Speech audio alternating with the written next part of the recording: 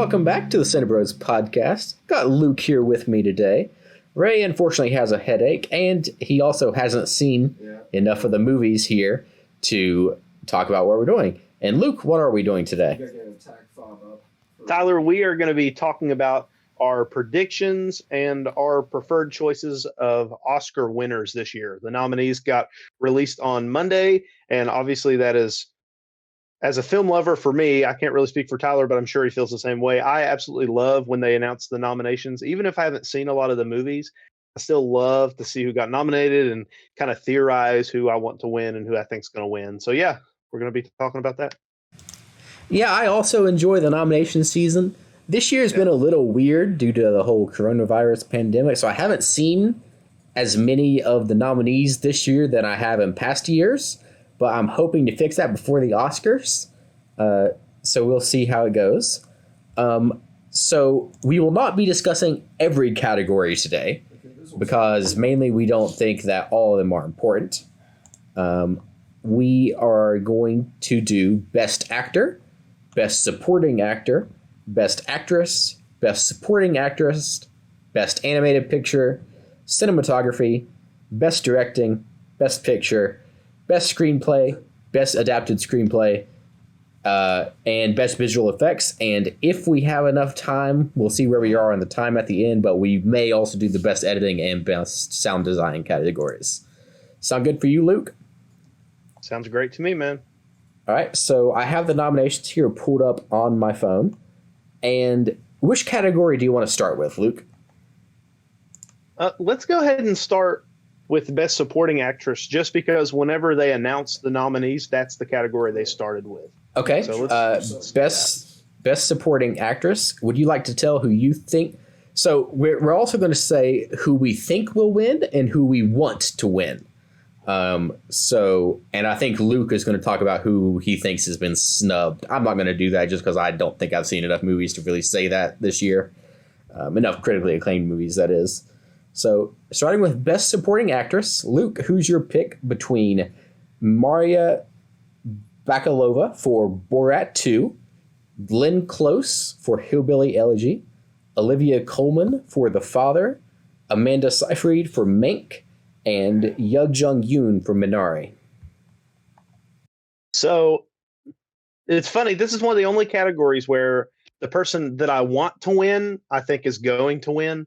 I haven't seen Mank, but out of these nominees, I've heard that Amanda Seyfried is like one of the best parts of that whole movie.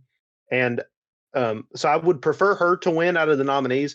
Also think that I can't pronounce that actress's name, but for Minari, I think she is absolutely fantastic in that movie. So it would be between them. I kind of want Amanda Seyfried to win, and I think she's going to win because I've heard a lot of buzz about her performance. So that's who I want to win, and that's who I predict will win. What about you, Tyler? Now, Luke, the reason I made you go first on that category is because I have probably a controversial pick for this category. Now, who I think will win is not who I want to win. Okay. So I would probably say Amanda Seyfried is who I would want to win, just because I think she's kind of a cool actress. I think it'd be cool for her to, get an Oscar for this. Plus, I think she's kind of the favorite at the moment in terms of critic opinions and stuff. However, that is not who I think will win. I think that Glenn Close for Hillbilly Elegy will win. What? And let me tell you why. You need to explain, because I will. I have seen Hillbilly Elegy. And if you guys have seen our tier list of 2020 movies, you'll know that I gave Hillbilly Elegy a C. It is a distinctly average movie, which is why her nomination in this category makes no sense unless they were going to give it to her as a Lifetime Achievement Award for losing out to Olivia Colman for The Favorite. So I think that they'll give it to her as not necessarily for Hillbilly Elegy, but for an accumulation of her lifetime career. That is the only logic I can find for her being nominated in this category, is that she is the winner. Okay, I can see what you're saying, because the Academy does that. And Did you know that Glenn Close has been nominated for an Oscar 8 times? I did, and she's never won, right? That is ridiculous. That is insane. That is I didn't realize that's I didn't up there realize with that Roger until I looked it Deakins, I up. believe, in Yeah, terms yeah. of most nominations without a win. And finally, he won a few years back for Blade Runner 2049, which was great. I really hope they don't give it to her because Oh, I don't think she deserves it at all, but I do think she will win. Now, I also thought that Maria Bakalova was like a really strange pick for that. Like no, it's weird because because I'd heard even people who didn't like that movie said that she was fantastic in it. So I kind of expected that they would do something like that. Maybe not an Oscar nomination, but I knew she would get a bunch of buzz from it. But that didn't surprise me a lot. I don't think she'll win. She has no chance of winning. Probably not. I think she is definitely the weakest. Well, maybe Glenn Close, but like I said, I think she'll win. So I do want to talk about. I have one snub for this category. I don't have snubs for every category because I haven't seen like every movie that's out, but I've seen a lot.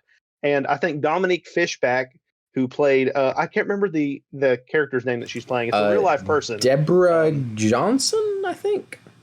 Yeah, she played Deborah Johnson, who was the girlfriend of Fred Hampton in Judas and the Black Messiah. I think she was fantastic in that film, and I kind of expected her to get a Best Supporting Actress nomination. So, if in my opinion, I would switch her out for Glenn Close personally, but I mean, I don't make the rules. But that's really the only snub in this category. Other than that, I feel like they did a pretty good job in this one. All right, so where do you want to go from here, Luke? Do you want to do Best Supporting Actor? Might as well. So, yeah, let's go ahead and do that. Okay. So the nominees for the Supporting Actor category are Sacha Baron Cohen for The Trial of the Chicago 7, Daniel Kaluuya for Judas and the Black Messiah, Leslie Odom Jr. for One Night in Miami, Paul Raci for Sound of Metal, and Lakeith Stanfield for Judas and the Black Messiah. Now, Luke, this category is a little weird. Daniel Kaluuya and Lakeith Stanfield both being nominated for Judas and the Black Messiah. That's odd. I kind of figured they would both get nominated, but I thought that Lakeith Stanfield would be in the Best Actor category because he basically is the main character of that movie. And I feel like that definitely hurt both of their chances to win by putting them in the same category. So that was a pretty odd decision by the Academy. Yeah, definitely agree. That's happened in the past where you'll have two actors for the same movie in one category, and they never win because the votes are split between them. Right. So, because of that, Luke, who do you want? You want to go first on this, or me too? You can, since I went on the last one. So, I think from a performance standpoint, who I want to win is Lakeith Stanfield. He's who I want to win. However, I think that him and Daniel Kaluuya will split the votes for Judas and the Black Messiah. So I think you have to look at one of the other three for the winner. So I don't think Leslie Odom Jr. will win for One Night in Miami, so I think you can count him out. So I think we're left with Sacha Baron Cohen and Paul Raci. And of the nominees, I have not seen One Night in Miami, but I feel like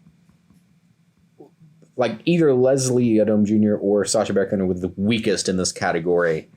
So I think I'm going to say that Paul Raci will win just by the vote splitting for Judas and the Black Messiah. You know, it's funny you say that because I think that Daniel Kaluuya will still end up pulling it out, even though the votes are split. He's been a favorite in this category for a while now, and I think I think he'll end up panning out. So I think he'll win, and he's very deserving. It's a great performance. I kind of want Paul Raci to win. I loved Sound of Metal. It was one of my favorite that I saw recently. And it's funny because he's a guy in his 70s, and this is definitely this is the role that everybody knows him for. Like, it's really his first major role. It's funny on Twitter. I think my dad is on Twitter, and I think my dad has more followers than he does on Twitter, if you can believe it. So he's like a very, just kind of almost like a normal guy that's been acting on the side for a while that finally got this big role in an Oscar-nominated movie. And I thought he was fantastic in the movie. I highly recommend Sound of Metal if you haven't seen it. So I think Daniel Kaluuya will win, but I kind of want Paul Raci to win just because it'll be neat. So that's my pick. All right. Next category. Which one? So we did 2 acting ones. So let's go down to screenplay. Let's do that. Okay. Do you want to do like original screenplay or adapted screenplay? Let's do adapted first. Okay, adapted. So the nominees for best adapted screenplay are Borat 2, The Father, Nomadland, One Night in Miami, and The White Tiger. So I'll be honest with you, I've only seen one of these movies. And I think Nomadland is going to win. I don't really think there's much competition there. Maybe a little, and you're going to think I'm crazy, but maybe a little for Borat, just because of, I don't know. I just feel like that's a movie that could kind of come like out of nowhere and win that one. But I think Nomadland will get it. I feel like Nomadland's probably going to sweep most of its categories that got nominated in. And I like that movie, but I do think it's a little overrated. So I would prefer personally if One Night in Miami would win, because I heard that movie's fantastic. I haven't seen it, but I heard it's really great, and I have all intentions of seeing it. I just haven't yet. So I kind of would like, and I like the premise of that movie. So I would prefer One Night in Miami to win, but I think Nomadland's going to take it. Now, Luke, could you please explain to me, because I don't know, what is One Night in Miami about? So it's a movie about, it's like a fictional meeting of Muhammad Ali, Malcolm X, Sam Cooke, and Jim Brown. One Night in Miami. What an interesting cast of characters. That's what I'm saying. Like, that is such a neat idea. And Regina King, who's a really great actress that I like a lot, she directed the movie. It's her first directorial project. And yeah, I've just heard it's really great, and I'd like to see it. I kind of hate that I haven't, but yeah, Nomadland was really good. It's very emotionally impactful, but like I said, I thought it was a little overrated, and I think it'll win for sure, but I would just prefer One Night in Miami to win, I think. Yeah, I think that Nomadland is a pretty easy lock for this category, and of the ones listed, I think it's the one I prefer to win, so I'm just going to go straight Nomadland on this one. Fair enough. All right. You want to do original screenplay now? Sure. All right. We have Judas and the Black Messiah, Minari, Promising Young Woman, Sound of Metal, and The Trial of the Chicago 7.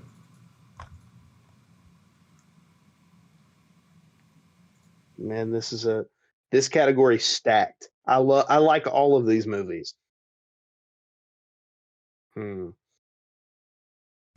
I'll go first if you want. Yeah, you go ahead, Tyler. You go ahead. All right.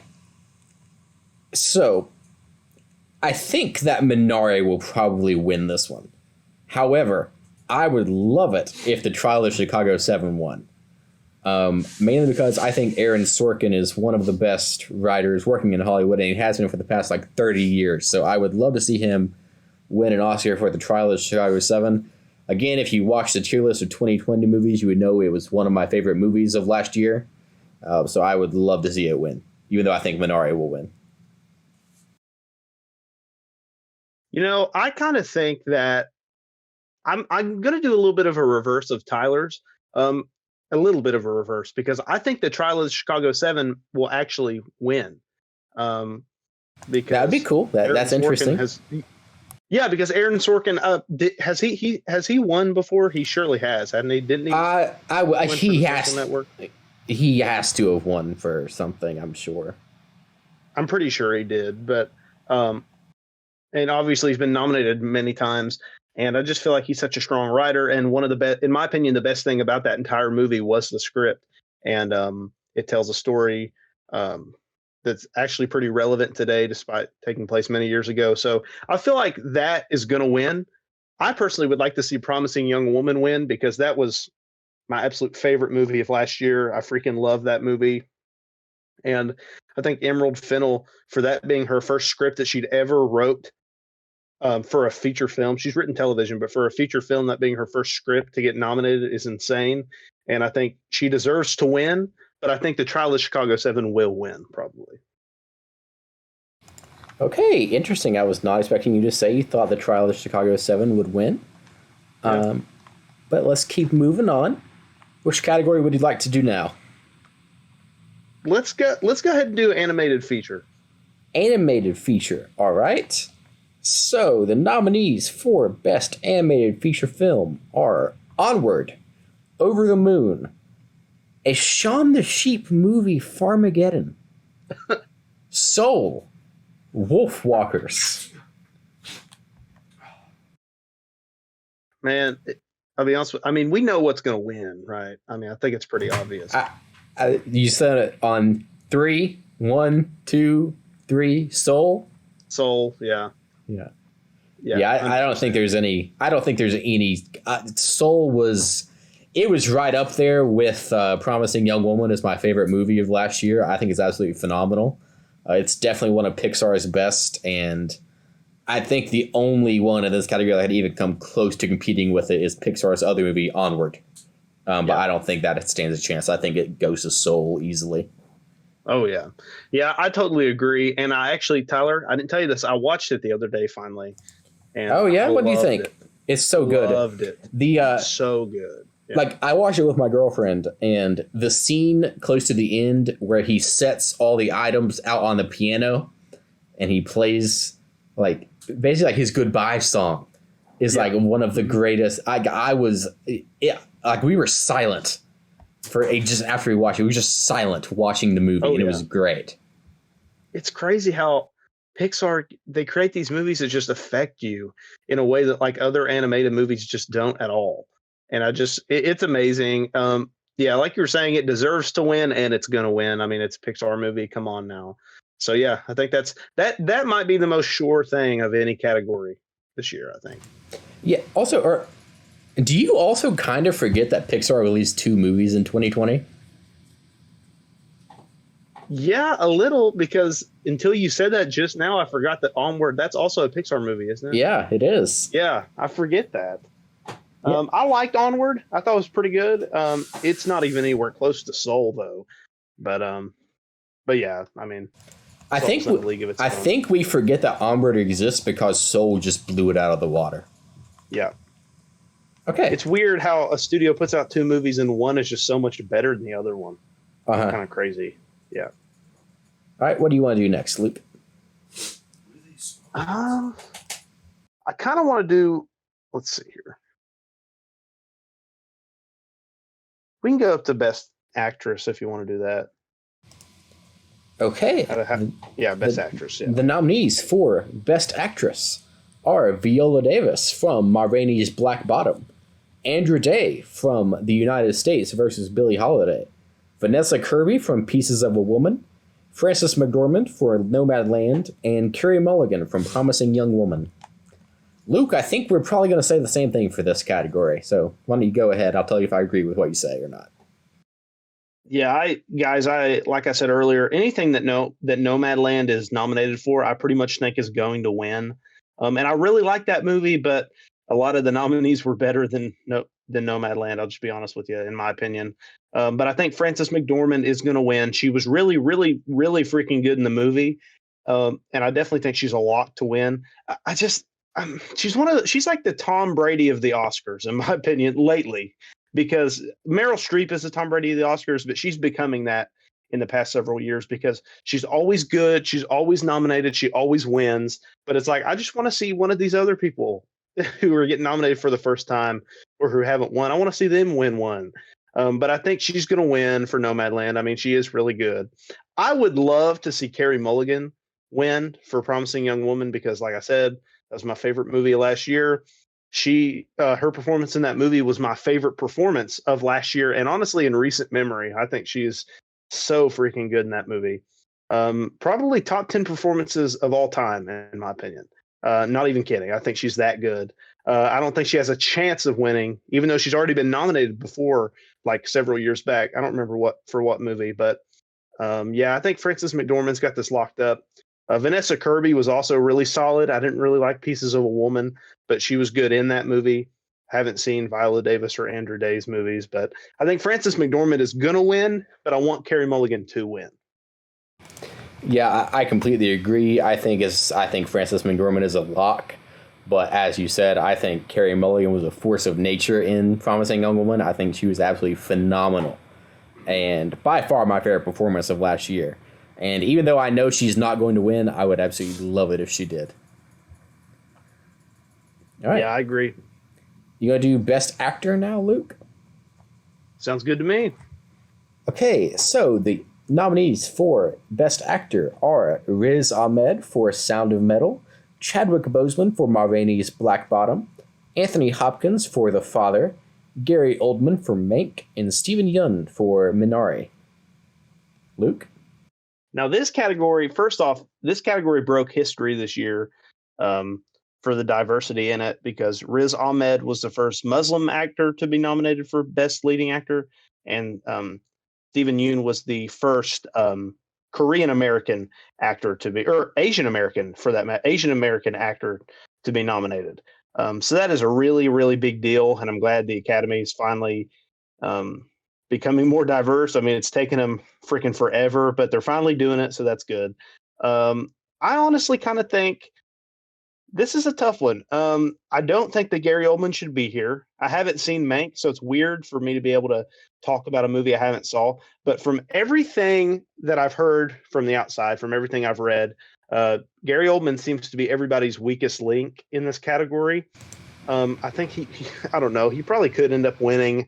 My favorite for this category, as far as who I think will win, is Chadwick Boseman, probably because it's a posthumous death. Or it's a posthumous nomination because he tragically passed away recently. And I'm sure he's great in the movie. Haven't seen the movie. I'm sure he's great.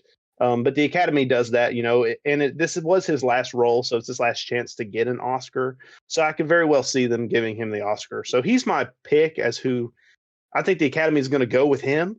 If I'm being honest, for me, I would kind of like to see Riz Ahmed win for Sound of Metal because I mean, that was one of my favorite performances last year. Might have been my second favorite performance of last year behind Carey Mulligan in Promising Young Woman. I think he's fantastic. And Steven Yeun is also freaking amazing in Minari. But Riz Ahmed is who I want to win, but I think Chadwick Boseman is going to win. All right, so I agree with you that I think Chadwick Boseman is going to win. I think that's just what the Academy does. They did it with Heath Ledger when he died. So I think that Chadwick Boseman will probably get his posthumous, man, that is a really interesting word to say. Posthumous, it is, yeah, posthumous award. I think he'll get it. However, I would like either Anthony Hopkins or Steven Yeun to win. Mainly because those were both good choices, yeah. I have not watched The Father, but I did watch the trailer, and Anthony Hopkins, I want to watch The Father at the first available opportunity because I think it looks really good. And Anthony Hopkins looked like he was going to be a fantastic performance in it. Luke, you also get this is record-breaking for another reason, because Anthony Hopkins is the oldest actor ever nominated for Best Actor at 82 years old. Oh, wow. I didn't realize that. Yes. Huh. So, multiple.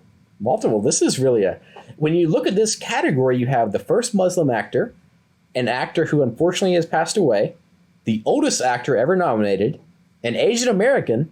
Gary Oldman is really the only one that kind of stands out. It's just kind of like a normal pick. Yeah, and I mean, can we both agree? Do you think he should be here? So I have seen Mank.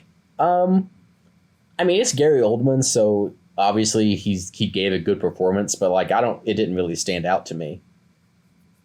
Right. Yeah, I like Gary Oldman a lot, but when I saw he got nominated, I was like, of course. I don't know. I mean, he's kind of like Meryl Streep. Like, if Meryl Streep's in a movie, she's probably going to get nominated for an Oscar. Tom Hanks, right. People like that. Now, I will say, though, that a lot of people have gotten super angry about this category in particular, because I thought it was Best Supporting Actor they got mad at, but it was actually this category and I know you don't like this movie, Tyler. I haven't seen it, but people were really mad that Delroy Lindo didn't get a nomination for Da 5 Bloods. Yeah, he didn't deserve it. I haven't seen Da 5 Bloods. I've heard he's great in it. From the clips I've seen on YouTube, he does a really good job. Disagree. I can't speak much to it. You don't think he did a good job, Tyler? He did a serviceable job in a bad movie. That does not mean he deserves an Oscar. Fair enough.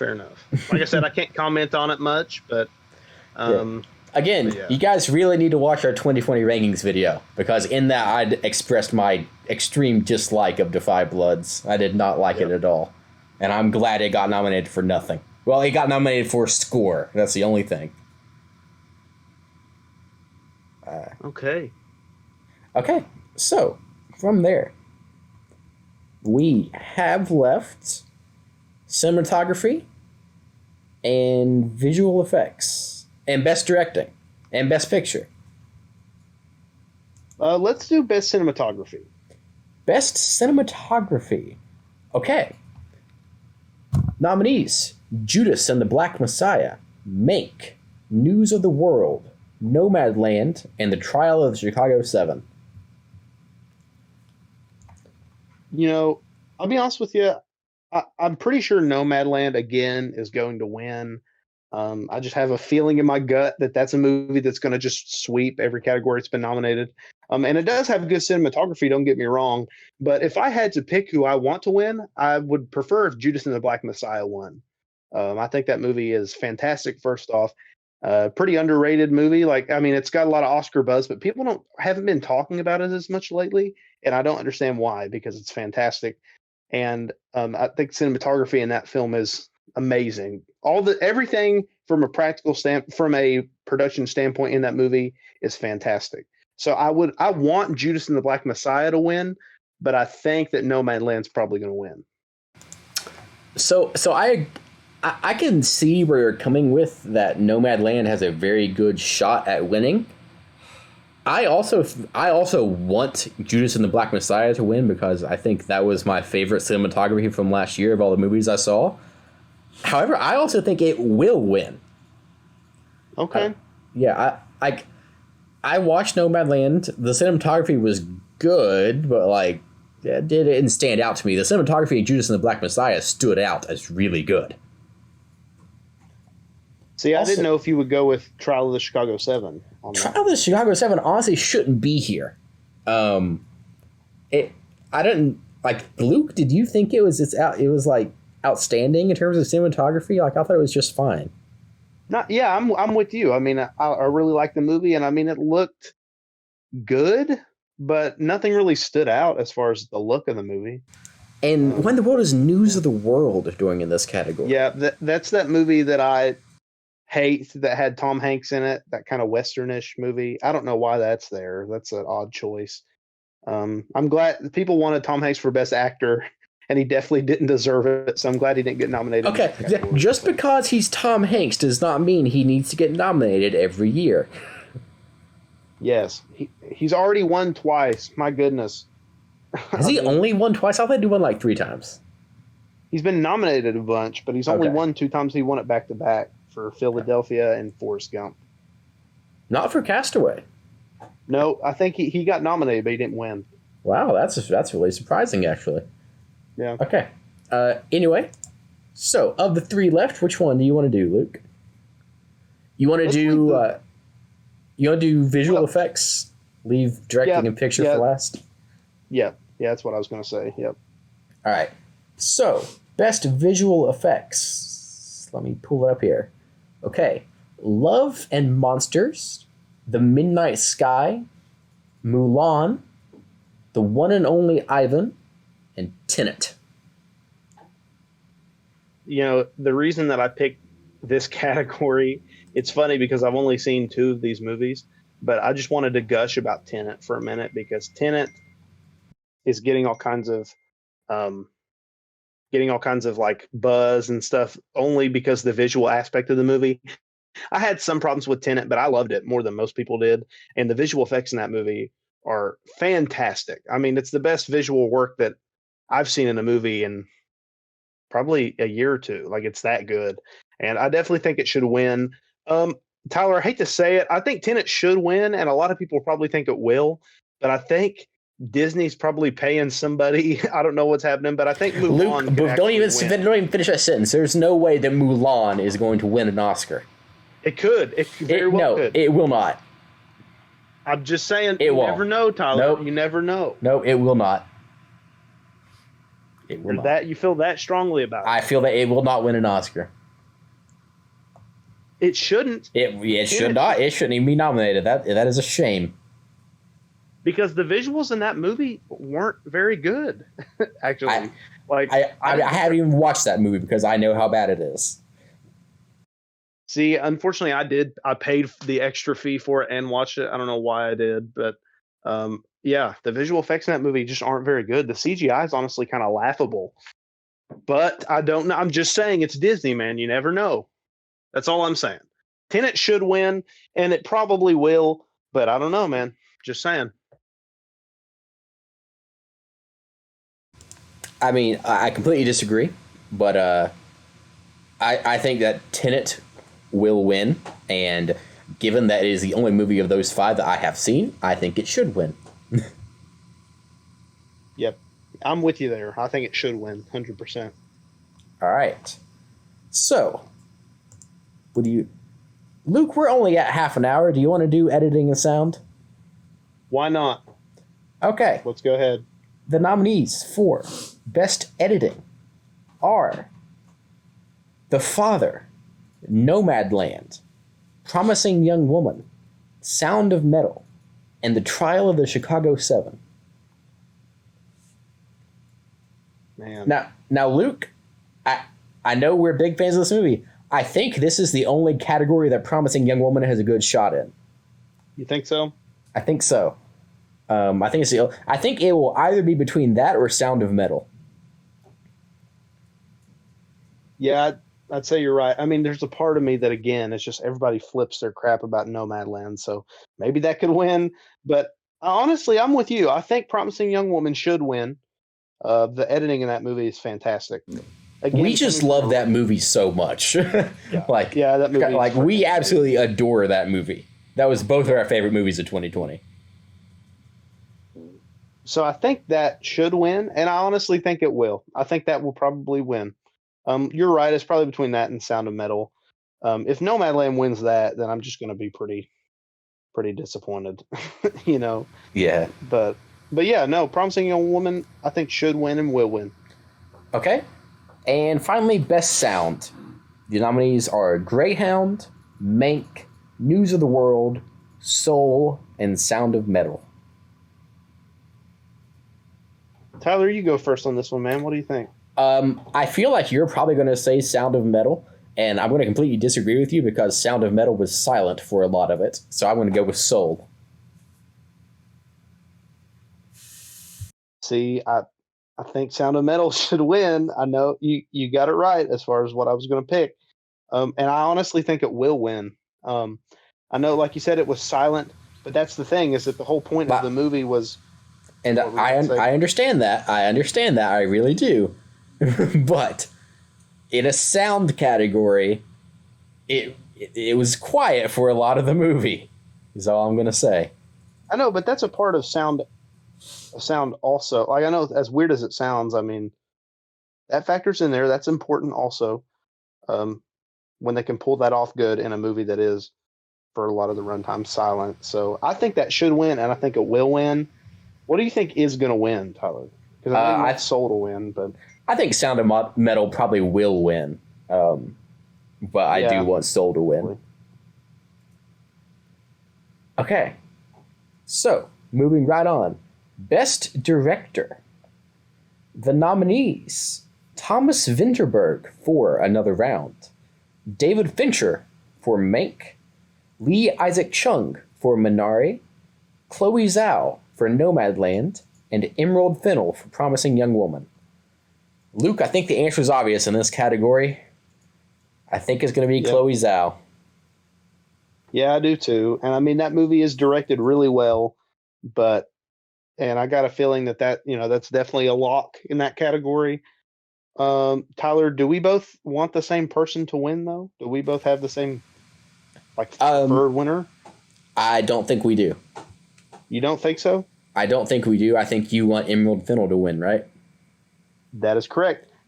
I either want Emerald Fennell to win, or Thomas Vinterberg has no shot on Earth, but I love Another Round, so that would be cool. I would like Emerald Fennell to win. I want David Fincher to win. For this mediocre looking movie that he put out. Yes, Why? because I love David Fincher and he's never won. Yeah, but I mean, he should. I just wish he would win it for a movie that deserves it. That's fair. Um, like I You said, got to think about it. This I, is I Emerald did. Fennell's first movie. I know.